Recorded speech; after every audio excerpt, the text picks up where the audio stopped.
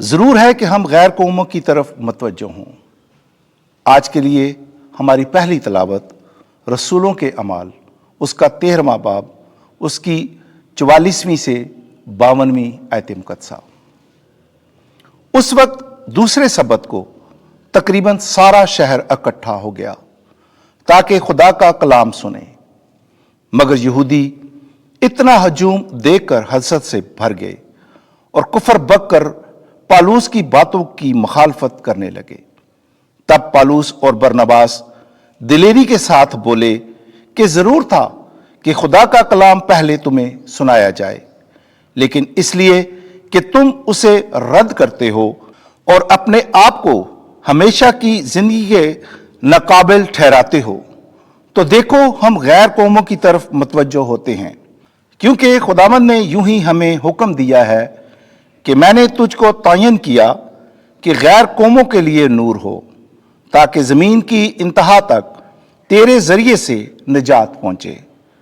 غیر قوم یہ سن کر خوش ہوئے اور خدا کے کلام کی تعریف کرنے لگے، اور جتنے ہمیشہ کی زندگی کے لیے مقدر تھے ایمان لائے، اور خداوند کا کلام اس تمام علاقے میں پھیل گیا۔ مگر یہودیوں نے خدا پرست عزت دار عورتوں اور شہر کے رئیسوں کو ابھارا اور پالوس اور برنباس کے خلاف فساد برپا کیا اور انہیں اپنی سرحدوں سے نکال دیا۔ یہ اپنے پاؤں کی گرد ان کے خلاف جھاڑ کر کونیا کو چلے گئے اور شاگرد خوش اور روح القدس سے معمور ہوتے رہے۔ پاک کلام کے پڑھے جانے اور سنے جانے پر خداوند کی برکت ہو۔ زبور 98 جماعتی جواب ہیلیلویا۔ خداوند کے لیے ایک نیا گیت گاؤ، کیونکہ اس نے تعجب انگیز کام دکھائے ہیں۔ اس کے دستے راست نے اور اس کے قدوس بازو نے اسے فتح بخشی ہے۔ جماعتی جواب ہیلیلویا۔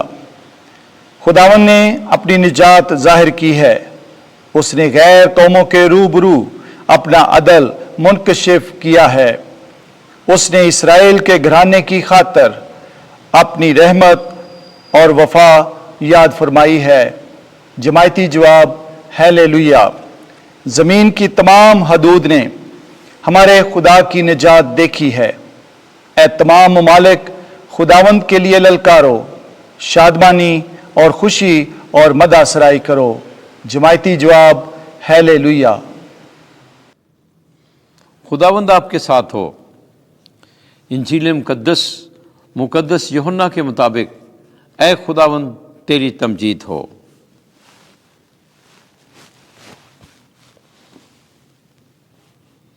جس نے مجھے دیکھا ہے اس نے باپ کو دیکھا ہے۔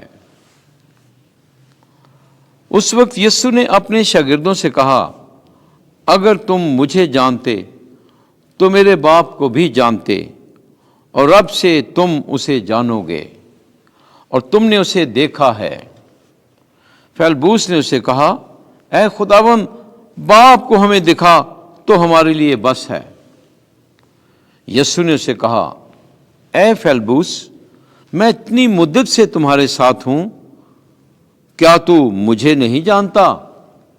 جس نے مجھے دیکھا ہے اس نے باپ کو دیکھا ہے۔